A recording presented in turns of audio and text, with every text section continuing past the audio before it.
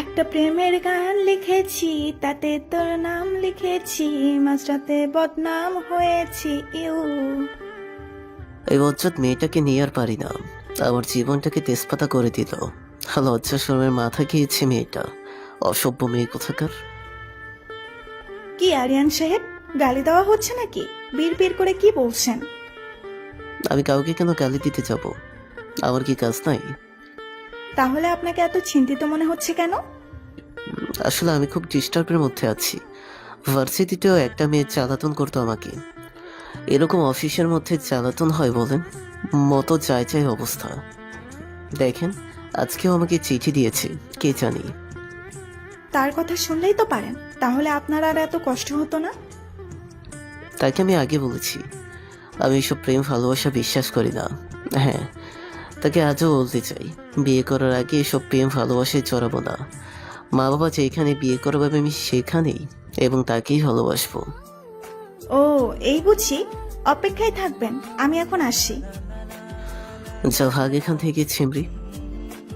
এতক্ষণ যার সাথে কথা হলো সে হলো আমার অফিসের বর্তমান বস। ম্যামের নাম হলো সিনথিয়া, আর আমার নাম আরিয়ান। আর বলিয়েন না, তার সাথে আমার সেই ইউনিভার্সিটি থেকে পরিচিত। আমার এক ক্লাস জুনিয়র ছিল, আমি ছিলাম না, তার এক ক্লাস সিনিয়র। একদিন সে হঠাৎ করে এসে বলে সে নাকি আমাকে ভালোবাসে। আমি ঠিক গুছিয়ে কথা বলতে পারি না। তুমি আমাকে অগোছালো করে দিয়েছো, মন যেন এখন আর আমার কাছে থাকে না। তুমি চুরি করে নিয়েছো। তোমাকে দেখলেই হৃদযন্ত্রটি অস্থির হয়ে ওঠে। কি করে বলি তোমায় অনেক অনেক ভালোবাসি। প্রপোজটি খুবই অস্থির ছিল, দুঃখজনকভাবে। আমি বলতে চাচ্ছি আমি আপনাকে ভালোবাসি না। আর এখন আপনি আমাকে আপনাকে আমি আজই প্রথম দেখলাম। এটা চালিয়ে যান, বলতে পারবো না, কারণ লাইন থেকে একটু দূরে সরে আছি। আপনি আমাকে মাফ করবেন আপু। কে আপনার আপু?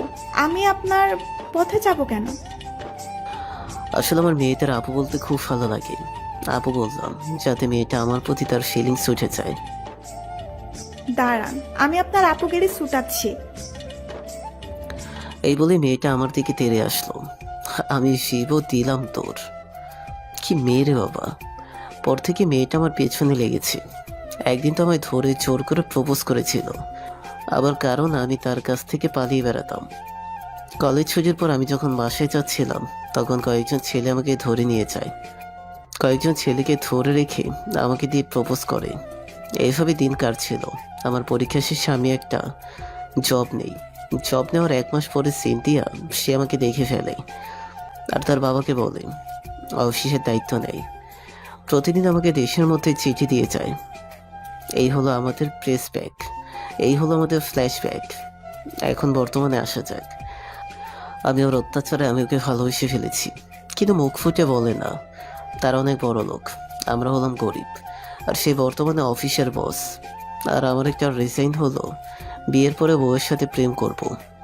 কারণ আমার এত বড় একটা ভাই মেয়ের সাথে প্রেম করে ছেঁকা খেয়েছিল। তার কষ্ট আমি খুব কাছ থেকে দেখেছি। সেই থেকে প্রেম নামক বস্তু থেকে দূরে দূরে রাখি। অন্যদিকে আমি বাড়ি এসে বাবাকে বললাম যে আমি একজনকে ভালোবাসি, আমি তাকে বিয়ে করতে চাই। সে কে? কাকে তুই ভালোবাসিস? বাবা, তুমি ওকে চিনো? আমাদের অফিসে চাকরি করে সে। নাম হলো আরিয়ান। আমি ওকে ভার্সিটি লাইফ থেকে পছন্দ করি এবং ভালোবাসি।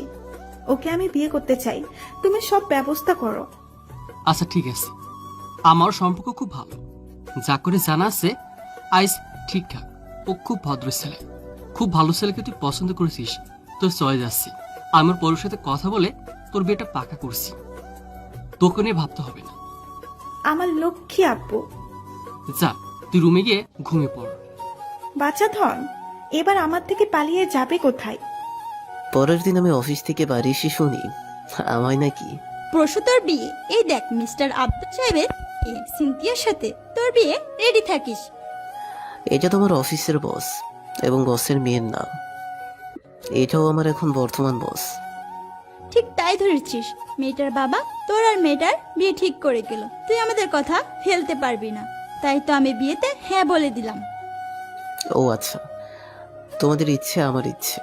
তোমরা যা কিছু করে ভালোর জন্যই করো, আবার তাতে কোনো আপত্তি নেই।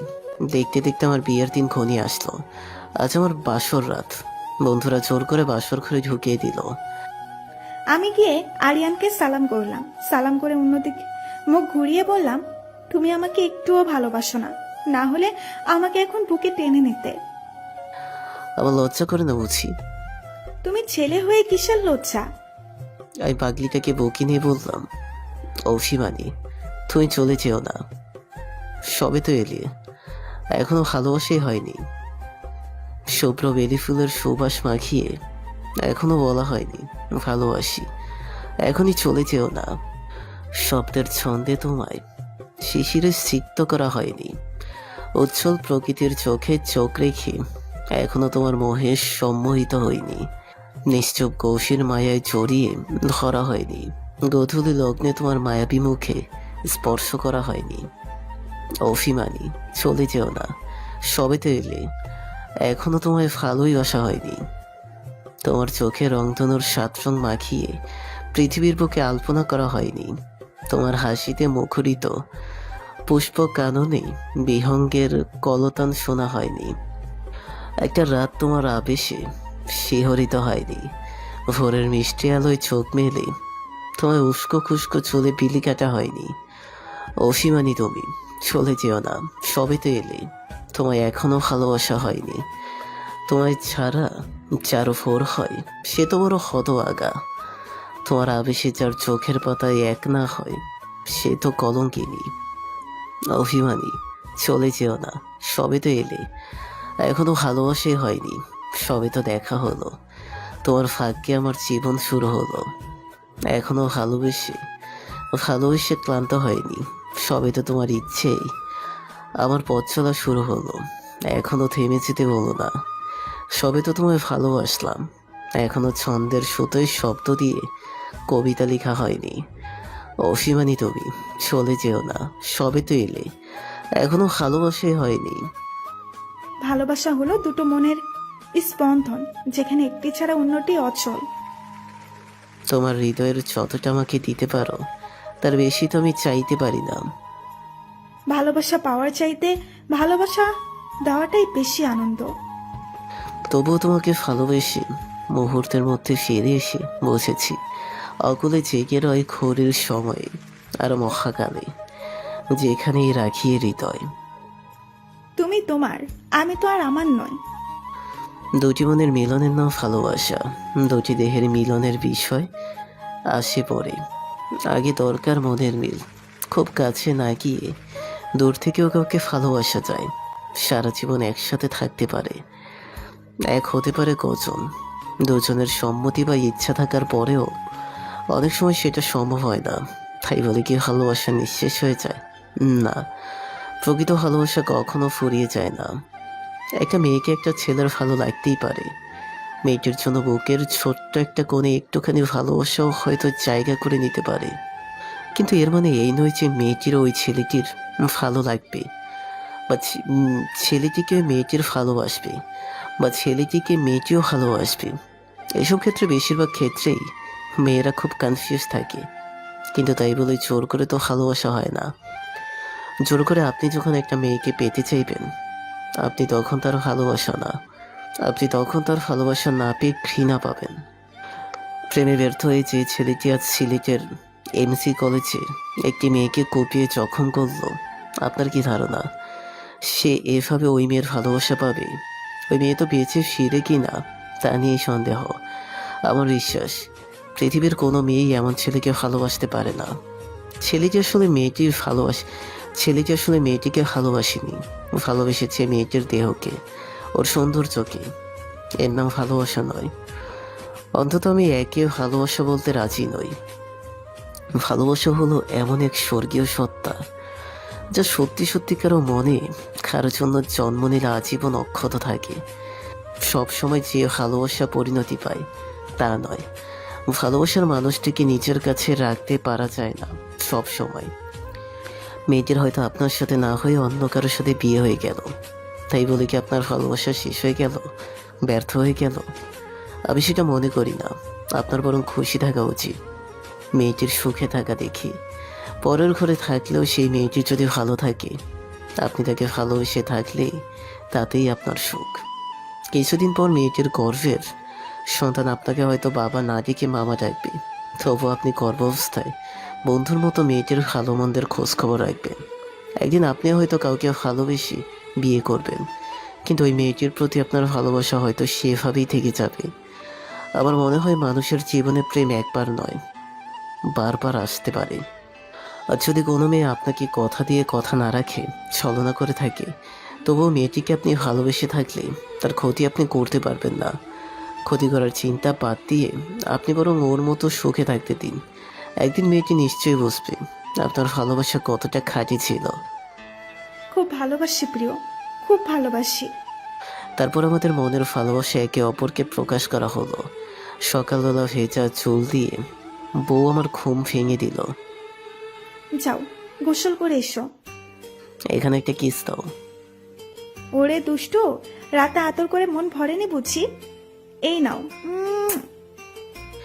এই বউকেতে লিখেছি যে শুধু তোমার নাম, স্বপ্ন তুমি, সাধনা তুমি, তুমি আমার প্রাণ। তোমায় নিয়ে আমার মনের মাঝে হাজার চাওয়া পাওয়া, তোমার বধূ হয়ে আমার সারা জীবন গান গাওয়া। জোনাকি হলো রাতের বাতি, স্বপ্ন নাকি ঘুমের সাথী। এই মন হলো এক মায়াবী পাখি, আর তুই আমার সারা জীবনের সাথী। আমরা হানিমুনে কোথায় যাব? তুমি কোথায় যেতে চাও? যাবো, বলো না কোথায়। তোমার পৃথিবী ছেড়ে হায় যাবো, বলো না কোথায়। তাই কখনো বলো না তুমি, বলো না বিদায়। দিনেরই শুরুতে চাই তোমায়, রাতেরই গভীরে চাই তোমায়। তোমার পৃথিবী ছেড়ে হায় যাবো, বলো না কোথায়। তাই কখনো বলো না তুমি, বলো না বিদায়। দিনেরই শুরুতে চাই তোমায়, রাতেরই গভীরে চাই তোমায়। ওরে দুষ্টু, বিয়ের আগে জানা ছিল না তুমি এত রোমান্টিক। রোমান্টিক হলাম কই? সবই তো তোমার থেকে শেখা রোমান্টিক বউ। যেভাবে রোমান্টিক চিঠি দিতে না শিখে কি পারি বলো? তুমি আমায় ভালোবাসো, তাই তো জীবন মধুর হলো। স্বপ্ন আমার তোমায় নিয়ে রঙে রঙে রং ছড়ালো। তুমি আমার কাছে আছো, তাই তো এ রাত আলোয় আলোয় বন্ধি।